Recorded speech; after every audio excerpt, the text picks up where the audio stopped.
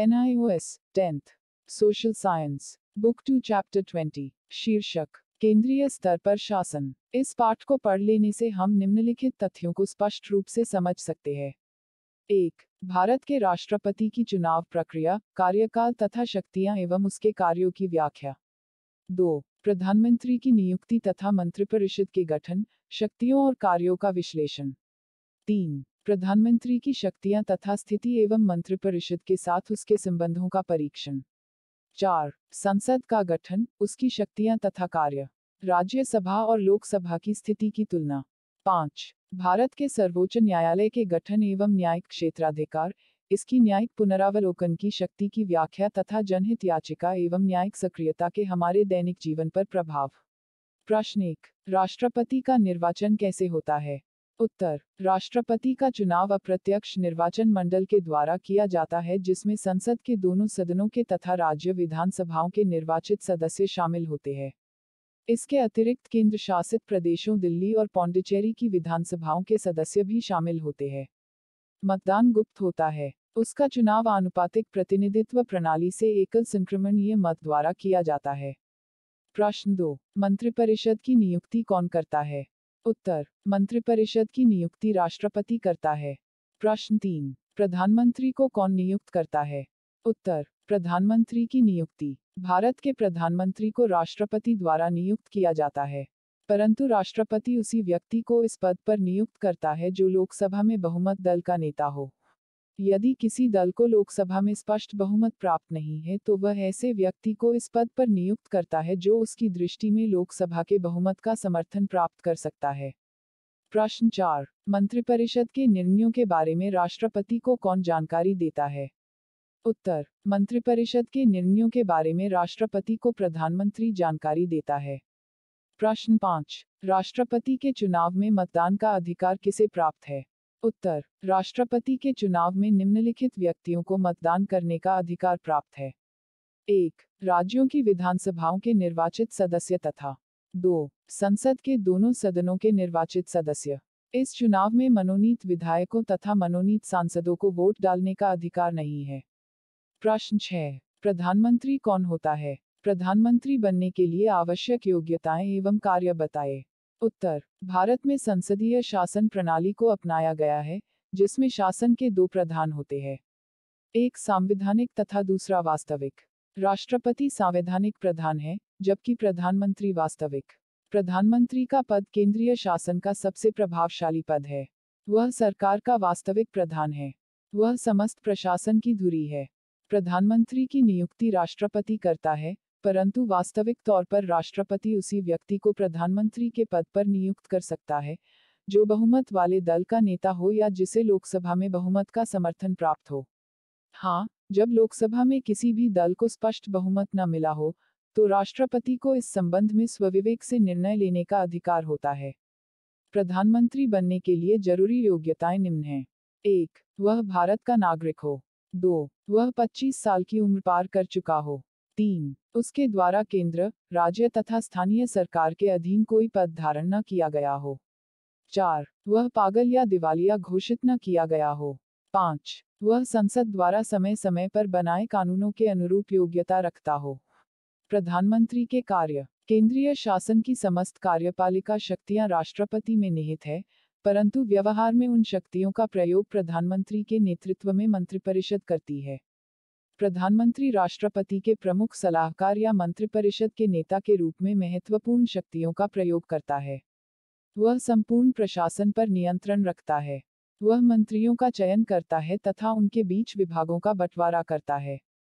वह मंत्रिमंडल की बैठकों की अध्यक्षता करता है। वह सरकार की नीतियों को निर्धारित करता है। वह लोकसभा के विघटन के लिए राष्ट्रपति को सलाह देता है। प्रधानमंत्री, राष्ट्रपति और मंत्रिपरिषद के बीच कड़ी का कार्य करता है। वह राष्ट्रपति को मंत्रिपरिषद के सारे निर्णयों की सूचना देता है। वह संसद तथा मंत्रिपरिषद के बीच की कड़ी का काम करता है। प्रधानमंत्री योजना आयोग और राष्ट्रीय विकास परिषद का अध्यक्ष होता है। वह अंतर्राष्ट्रीय सम्मेलनों में सरकार के प्रमुख के रूप में देश का प्रतिनिधित्व करता है। इस प्रकार यह कहा जा सकता है कि देश का वास्तविक प्रमुख प्रधानमंत्री ही होता है। प्रश्न 7. वित्तीय संकट क्या होता है? इसे कब लागू किया गया था? उत्तर, संविधान की धारा 360 में वित्तीय संकट की व्यवस्था है। इसमें कहा गया है कि यदि राष्ट्रपति को विश्वास हो जाए कि भारत या उसके किसी भी भाग का वित्तीय स्थायित्व या उसकी वित्तीय साख खतरे में है तो वह वित्तीय संकट की घोषणा कर सकता है। इसके अंतर्गत राष्ट्रपति राज्यों को वित्तीय आदेश भेज सकता है और सरकारी कर्मचारियों, जिनमें उच्च तथा सर्वोच्च न्यायालयों के जज भी सम्मिलित होते हैं, के वेतन और भत्तों में कमी के आदेश भी दे सकता है। वित्तीय संकट की घोषणा अब तक नहीं हुई है। प्रश्न 8, संसद के दोनों सदनों की तुलना कीजिए। उत्तर, लोकसभा और राज्यसभा। 1. लोकसभा जनता द्वारा प्रत्यक्ष निर्वाचित सदन है, जबकि राज्यसभा परोक्ष निर्वाचित तथा आंशिक रूप से मनोनीत सदन है। 2. यद्यपि लोकसभा का गठन 5 वर्षों की अवधि के लिए किया जाता है, तथापि यह अस्थायी सदन है, क्योंकि इसे राष्ट्रपति के आदेश से निर्धारित कार्यविधि के पहले भी विघटित किया जा सकता है। इसके विपरीत राज्यसभा एक स्थायी सदन है, जिसे किसी भी परिस्थिति में विघटित नहीं किया जा सकता है। 3. साधारण विधेयक के संबंध में दोनों सदनों को लगभग एक समान शक्तियां प्राप्त है, परंतु अंतिम विश्लेषण में लोकसभा राज्यसभा से शक्तिशाली हो जाती है। 4. धन विधेयक के संबंध में लोकसभा सर्वशक्ति संपन्न है, जबकि राज्यसभा को केवल औपचारिक शक्ति प्राप्त है। 5. कार्यपालिका संघीय मंत्रिपरिषद पर वास्तविक नियंत्रण लोकसभा द्वारा स्थापित किया जाता है, क्योंकि मंत्रिपरिषद सामूहिक रूप से लोकसभा के प्रति उत्तरदायी रहती है तथा अपने जीवन के लिए लोकसभा के बहुमत के समर्थन पर आश्रित रहती है। 6. लोकसभा तथा राज्यसभा राष्ट्रपति तथा उपराष्ट्रपति के निर्वाचन में समान अधिकार धारण करती है। 7. दोनों को राष्ट्रपति, उपराष्ट्रपति, उच्चतम तथा उच्च न्यायाधीशों के पदच्युत के संबंध में भी समान अधिकार प्राप्त है। 8. संविधान में संशोधन के संबंध में भी दोनों सदनों की शक्तियां समान हैं। 9. राज्यसभा को 2 विशिष्ट शक्तियां प्राप्त हैं। 1. नवीन अखिल भारतीय सेना के सृजन की तथा 2. राज्य सूची में उल्लेखित किसी विषय को राष्ट्रीय महत्व का घोषित करने की। प्रश्न 9. राष्ट्रपति का कार्यकाल क्या है? क्या उन्हें दोबारा चुना जा सकता है? उत्तर, 1. राष्ट्रपति का कार्यकाल 5 वर्ष है। 2. राष्ट्रपति को दोबारा चुने जाने का अधिकार है। राष्ट्रपति राजेंद्र प्रसाद ने स्वयं ही तीसरी बार चुने जाने से इनकार किया था। 3. राष्ट्रपति को दोबारा कितनी ही बार चुने जाने का अधिकार है? प्रश्न 10. प्रधानमंत्री के पद के लिए क्या योग्यताएं हैं? उत्तर, प्रधानमंत्री के पद के लिए योग्यताएं। प्रधानमंत्री के पद के लिए केवल यही योग्यताएं निश्चित है कि वह लोकसभा में बहुमत दल का नेता हो, 25 वर्ष की आयु का हो, पागल या दिवालिया घोषित ना हो, संसद का सदस्य न होते हुए भी यदि लोकसभा में बहुमत प्राप्त दल उसे अपना नेता मानता है तो राष्ट्रपति उसे प्रधानमंत्री नियुक्त करता है। फिर उसे 6 महीने के अंदर संसद का सदस्य बनना आवश्यक है, नहीं तो पद त्यागना पड़ता है। इस प्रकार संसद का सदस्य होना प्रधानमंत्री के पद की कानूनी योग्यता है। प्रश्न 11. सर्वोच्च न्यायालय का क्षेत्राधिकार समझाएं। उत्तर, सर्वोच्च न्यायालय के क्षेत्राधिकार निम्नलिखित है। 1. प्रारंभिक क्षेत्राधिकार। सर्वोच्च न्यायालय के प्रारंभिक क्षेत्राधिकार को 2 वर्गों में रखा जा सकता है। 1. प्रारंभिक एकमेव क्षेत्राधिकार। सर्वोच्च न्यायालय को निम्नलिखित प्रकार के विवादों के संबंध में प्रारंभिक एकमेव क्षेत्राधिकार प्राप्त हैं। ए. भारत सरकार तथा एक या एक से अधिक राज्यों के बीच विवाद। बी. भारत सरकार, राज्य या कई राज्यों तथा एक या एक से अधिक राज्यों के बीच विवाद। सी. 2 या 2 से अधिक राज्यों के बीच विवाद, जिसमें कोई ऐसा प्रश्न अंतर्निहित हो जिस पर किसी वैध अधिकार का अस्तित्व या विस्तार निर्भर हो। 2. समवर्ती प्रारंभिक क्षेत्राधिकार। मौलिक अधिकारों के संदर्भ में सर्वोच्च न्यायालय का महत्व और भी अधिक बढ़ जाता है। सर्वोच्च न्यायालय मौलिक अधिकारों का संरक्षक है। मौलिक अधिकारों को लागू करने के लिए समुचित कार्यवाही करना सर्वोच्च न्यायालय का समवर्ती प्रारंभिक क्षेत्राधिकार है। यदि सरकार या नागरिक किसी व्यक्ति के मौलिक अधिकारों का हनन करे, तो वह व्यक्ति सर्वोच्च न्यायालय की शरण ले सकता है। सर्वोच्च न्यायालय इस बारे में कुछ लेख और आदेश भी जारी कर सकता है। 2. अपीलीय क्षेत्राधिकार। सर्वोच्च न्यायालय भारत का अंतिम अपीलीय न्यायालय है। इसे उच्च न्यायालयों के निर्णय के विरुद्ध अपील सुनने का अधिकार है। इसके निर्णय के विरुद्ध कहीं भी अपील नहीं की जा सकती है। सर्वोच्च न्यायालय में निम्न मामलों में अपील की जा सकती है, यदि सर्वोच्च न्यायालय यह प्रमाणित कर दे कि उस मामले में संविधान की व्याख्या से संबंधित कानून का कोई सारमय प्रश्न निहित है। बी सर्वोच्च न्यायालय में ऐसे सभी दीवानी विवादों की अपील तब की जा सकती है जब उच्च न्यायालय यह प्रमाणित कर दे कि इस विवाद में कानून संबंधित सारपूर्ण प्रश्न निहित है। सी उच्च न्यायालय ने अपील में किसी अपराधी की मुक्ति के आदेश को पलटकर उसे मृत्यु दंड दिया हो। सर्वोच्च न्यायालय को अपने समक्ष अपील की अनुमति देने का व्यापक अधिकार है। यह देश के किसी भी न्यायालय या न्यायाधिकरण द्वारा दिए गए फैसले के विरुद्ध अपील की सुनवाई कर सकता है। 3. परामर्श क्षेत्राधिकार। संविधान द्वारा सर्वोच्च न्यायालय को परामर्श संबंधी क्षेत्राधिकार भी प्रदान किया गया है। यदि कभी राष्ट्रपति को प्रतीत हो कि विधि या तथ्य का कोई ऐसा प्रश्न पैदा हुआ है जो सार्वजनिक महत्व का है तो उस उक्त प्रश्न पर सर्वोच्च न्यायालय परामर्श मांग सकता है। हालांकि न तो राष्ट्रपति इस परामर्श को मानने के लिए बाध्य है न ही सर्वोच्च न्यायालय, पर सांविधानिक दृष्टि से ऐसी बाध्यता है कि उसे परामर्श देना ही पड़ेगा। 4. संविधान का संरक्षक। सर्वोच्च न्यायालय को संविधान के संरक्षक की हैसियत से संविधान की रक्षा का अधिकार प्राप्त है। अगर कोई भी कानून या कार्यकारी आज्ञा संविधान के लिए घातक है तो सर्वोच्च न्यायालय उसे असंवैधानिक तथा अवैध ठहरा सकता है। सांविधानिक उपचारों का अधिकार सर्वोच्च न्यायालय को संविधान का संरक्षक होने का अधिकार प्रदान करता है।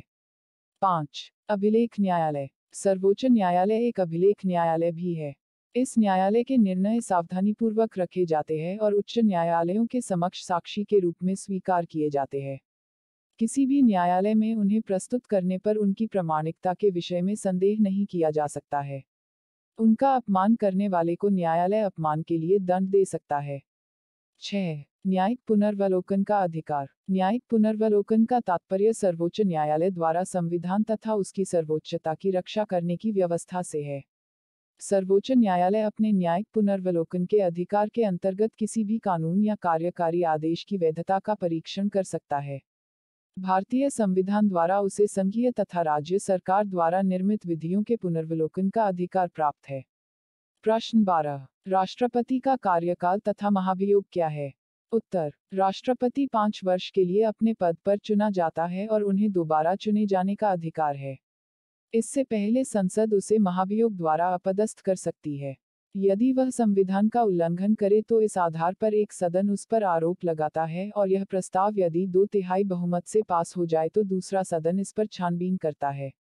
यदि दूसरा सदन भी इसे 2/3 बहुमत से पास कर दे तो राष्ट्रपति को अपदस्थ माना जाता है। महाभियोग का प्रस्ताव पेश करने से पहले कम से कम 14 दिन का नोटिस, जिस पर सदन के 1/4 सदस्यों के हस्ताक्षर होने चाहिए, राष्ट्रपति को दिया जाना आवश्यक है। राष्ट्रपति को दोनों सदनों में अपने पक्ष को स्पष्ट करने का अधिकार है। प्रश्न 13. प्रधानमंत्री का कार्यकाल क्या है? उत्तर. प्रधानमंत्री का कार्यकाल भारत में संसदीय शासन प्रणाली है और मंत्रिमंडल ही वास्तविक कार्यपालिका है जो प्रधानमंत्री के नेतृत्व में काम करती है। वह उसी समय तक अपने पद पर रहता है जब तक उसे लोकसभा के बहुमत का समर्थन प्राप्त है। लोकसभा में बहुमत का समर्थन खो बैठते ही उसे त्यागपत्र देना होता है। सन 1996 में अटल बिहारी वाजपेयी कुल 13 दिन ही पद पर रह सके थे। प्रश्न 14. राष्ट्रपति की आपातकालीन शक्तियों का वर्णन कीजिए। उत्तर. आपातकालीन शक्तियां देश में निम्नलिखित कारणों से उत्पन्न असामान्य संकटों से निपटने के लिए राष्ट्रपति को कुछ संकटकालीन शक्तियां प्राप्त है। 1. युद्ध, बाह्य आक्रमण या सशस्त्र बगावत उत्पन्न संकट। 2. भारत संघ के किसी राज्य में सांविधानिक तंत्र की विफलता से उत्पन्न संकट। 3. वित्तीय संकट। उपर्युक्त परिस्थितियों में वह संकटकालीन स्थिति की घोषणा करता है। प्रथम श्रेणी की स्थिति से उत्पन्न आपात घोषणा को 30 दिनों के अंदर संसद द्वारा अनुमोदित हो जाना चाहिए। संसद द्वारा अनुमोदित होने पर यह घोषणा 6 माह तक प्रभावी रहती है। इसे पुनः बढ़ाया जा सकता है। इसके अतिरिक्त संकटकाल में राज्य सूची के विषयों पर संसद को कानून बनाने का अधिकार प्राप्त हो जाता है।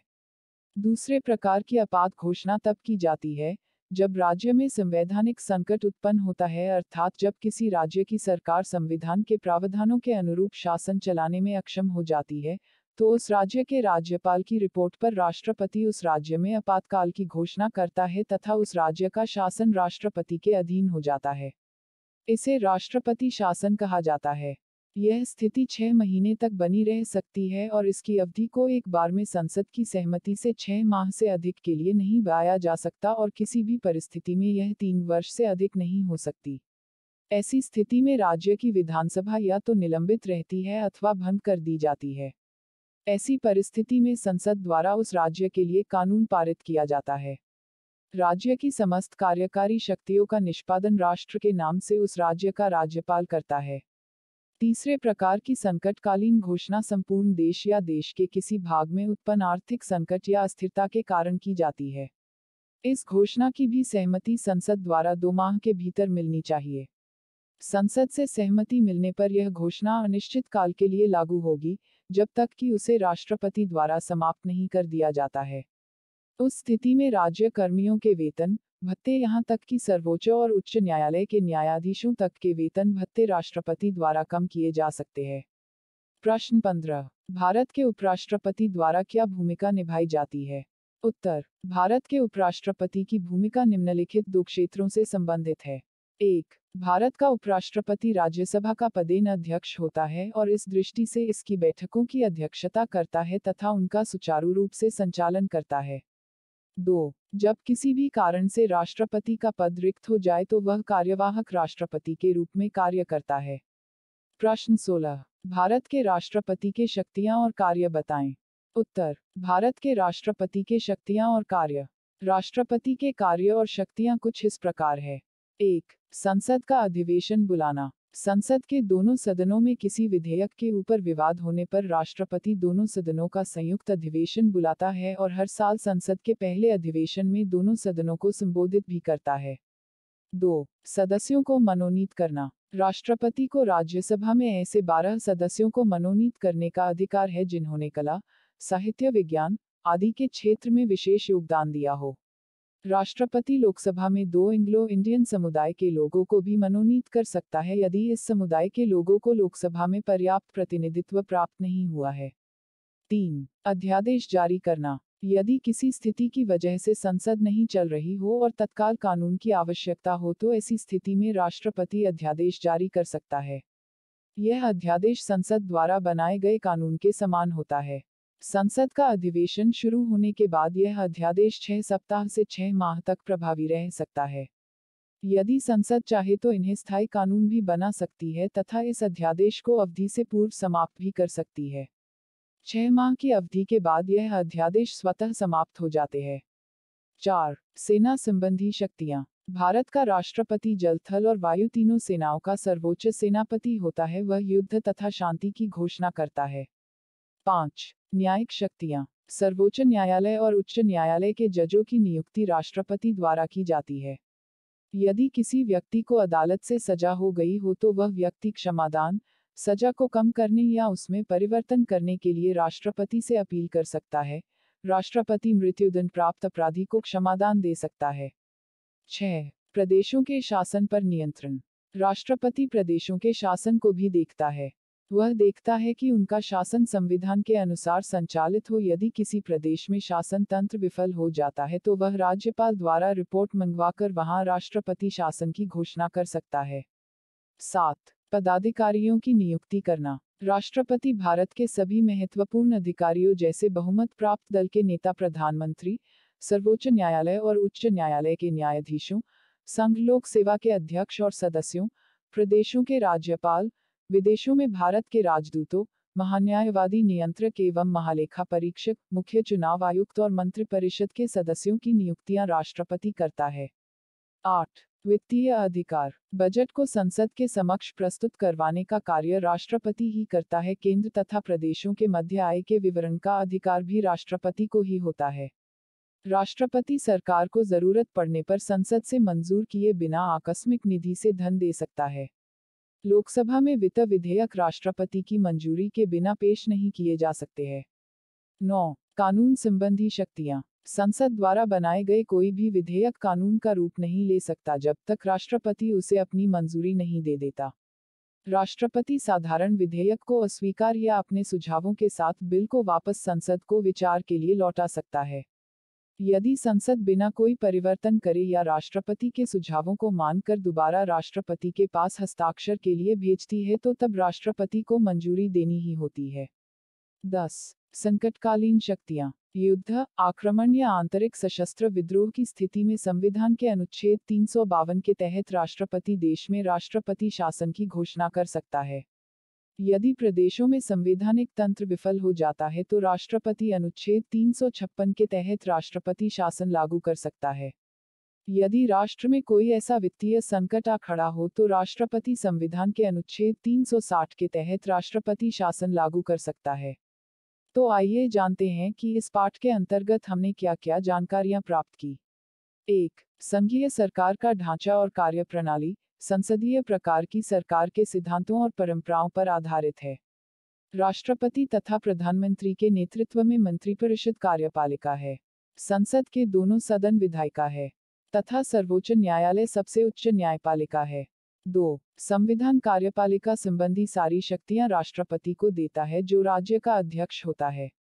उसका निर्वाचन एक निर्वाचक मंडल द्वारा अप्रत्यक्ष रूप से होता है जिसमें संसद के दोनों सदनों तथा राज्यों की विधानसभाओं के निर्वाचित सदस्य शामिल होते हैं। उसका कार्यकाल 5 वर्ष का होता है परंतु उसको महाभियोग द्वारा इससे पूर्व भी हटाया जा सकता है। उसके पास कार्यपालिका संबंधी विधायी न्यायिक और आपातकालीन शक्तियां होती है। 3. संघीय सरकार की कार्यपालिका का वास्तविक मुखिया प्रधानमंत्री होता है। उसकी नियुक्ति राष्ट्रपति करता है जो मंत्रिपरिषद के अन्य मंत्रियों की नियुक्ति भी प्रधानमंत्री की सलाह से करता है। राष्ट्रपति अपनी शक्तियों का प्रयोग प्रधानमंत्री की अध्यक्षता में मंत्रिपरिषद की सहायता और सलाह से करता है तथा उनकी सलाह बाध्यकारी होती है। मंत्रिपरिषद सामूहिक रूप से लोकसभा के प्रति उत्तरदायी होती है। इसका अर्थ है कि वे लोकसभा का विश्वास खो बैठते हैं तो प्रधानमंत्री के त्यागपत्र के साथ मंत्रिपरिषद अपदस्थ हो जाती है। 4. संसद अर्थात जिसमें लोकसभा और राज्यसभा होती है, विधायिका होती है। लोकसभा का प्रत्यक्ष निर्वाचन नागरिकों द्वारा किया जाता है जबकि राज्यसभा का चुनाव अप्रत्यक्ष होता है। लोकसभा का कार्यकाल 5 वर्ष है जबकि राज्यसभा एक स्थायी सदन है जिसको भंग नहीं किया जाता सकता। कानून और वार्षिक बजट पारित करने के साथ संसद सरकार की दैनिक कार्यप्रणाली को नियंत्रित करती है। यह राष्ट्रपति और उपराष्ट्रपति के चुनाव में भाग लेती है। 5. सर्वोच्च न्यायालय भारत की एकीकृत न्यायपालिका के शीर्ष पर है। मुख्य न्यायाधीश तथा अन्य न्यायाधीशों की नियुक्ति राष्ट्रपति करता है। इसके अधिकार क्षेत्र में मूल अपील संबंधी तथा मंत्रणा संबंधी अधिकार क्षेत्र आते हैं। यह एक अभिलेख न्यायालय है। यह संविधान के संरक्षक के रूप में कार्य करता है। इसकी न्यायिक सक्रियता, विशेष रूप से जनहित याचिकाओं के माध्यम से, का प्रयोग उन गरीब और वंचित लोगों की ओर से किया गया जिनके पास न्यायपालिका तक पहुंचने के लिए साधन नहीं थे। प्रस्तुति समापन। आपका धन्यवाद। Disclaimer. This notes has been made after a lot of research, yet the accuracy of the answers may vary. The author assumes no responsibility or liability for any errors or omissions in the content of this notes.